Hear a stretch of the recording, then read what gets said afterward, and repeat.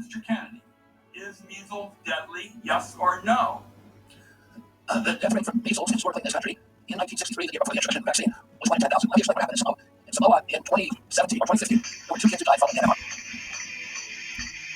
It's so funny that RFK Jr. thought that being made the head of Health and Human Services in exchange for shilling for Trump when it became obvious that he was never going to win the election, he thought it would be his big break. But when you look at our boy Bobby in these Senate committee hearings, you realize that this is what a man stuck between a rock and a hard place looks like.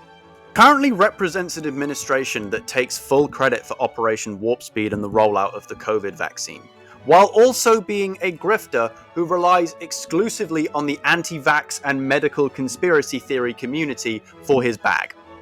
My guy is literally stuck between having to constantly praise Trump's amazing leadership during Operation Warp Speed and also not say anything too directly affirming of the science of vaccinations.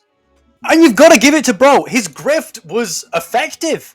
According to tax filing reports, he was making over $20,000 a week as the chair of the Children's Health Defense Organization, which is an anti-vaxxer group that he stepped away from in order to pursue his presidential run. He was making bank. That is ultimately the problem with a lot of these grifters like RFK Jr. When they actually get any power, authority, or legitimacy, getting into government, they actually have to sit there and explain their insane worldviews. And now bro is getting absolutely shredded on a public forum by various senators ranging from ones that we know to ones that we don't really know, because he's not able to give any definitive answers in either direction, because he is caught between staying loyal to the Trump administration, because if he says anything against Trump's policies or actions, he will become an enemy of Trump, and constantly pleasing the anti-vaxxer crowd from which he continually sucks revenue. And it's so important to remember that through all of this, RFK Jr. does not have any of the qualifications one would need to talk on the legitimacy of vaccines. He does not know anything about immunology, pediatric health, regular health, anything that your average doctor would know. He is an environmental lawyer who does weird things to roadkill.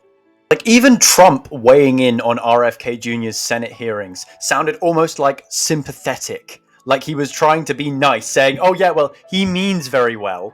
And he means very well. And he's brother, that's not how you talk about one of your heads of department, someone who should have the situation under control, someone who should be enacting big plans in line with scientific expertise. That's how you talk about someone's elderly dog when they've just peed on your carpet.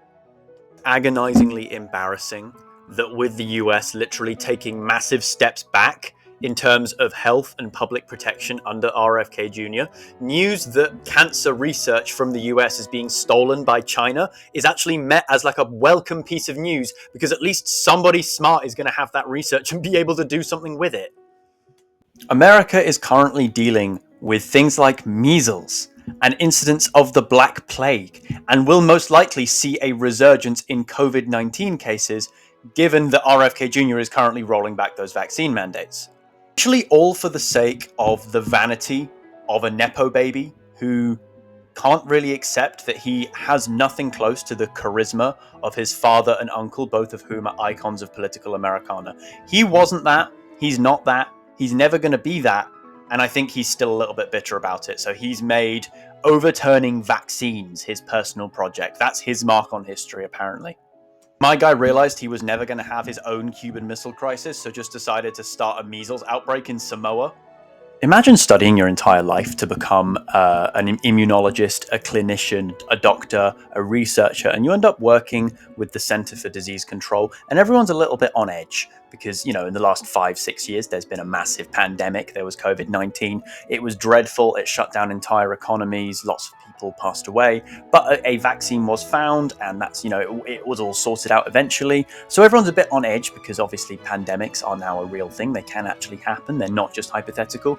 And then suddenly a little old guy who looks like a melted candle and talks like he smokes 3 packs a day and also eats the cigarette butts, he walks in and says, yeah, you're all fired because I personally know what's best for public health. And then as you're clearing out your desk because you've been fired by this absolute weirdo, you check social media and see that this guy has spent the last weekend swimming in a creek that is known to be full of sewage. Honestly, RFK Jr. is very lucky. He's a bit like Stephen Miller in the sense that he's one of these political oddities that would never be taken seriously, would never be given a position in any other administration under any other circumstances, other than if they were dealing with a politician as dubious as Trump. Trump saw an opportunity to get an endorsement from the kind of anti-vaxxer, libertarian-y, anti-government crowd and made a deal with RFK Jr. saying, I will give you the power and attention that you want over people's health if you give me an endorsement. RFK Jr., knowing that he is touching 70 and realistically will never be given the time of day by anyone else under any circumstances, accepted that deal, completely sold out, and cemented his legacy as the Kennedy who was at the bottom of the barrel. I don't think the Kennedy name could have had a bigger fall off. Going from JFK, the president who fought for civil rights, equal pay for women, the founding of the Peace Corps, etc., to RFK Jr., the anti-vaccine kook who sold out for Donald Trump. I think if JFK could have seen that happen, he would have gone looking for Lee Harvey Oswald. Nothing bad ever happens to the Kennedys. I mean, it's not necessarily all doom and gloom. In the meantime, Washington, California, and Oregon, I believe they've all teamed up to essentially form their own independent union of public protection. So they're going to be doing their own vaccine guidance irrespective of what a CDC that they can no longer trust under RFK Jr. is saying. Meanwhile, Florida is, well, Florida's Florida. That's all for now. Consider liking and subscribing. Don't forget to leave a comment if you have something to say. You can also find me on TikTok and Instagram. All the best. A very good person. And he means very well. And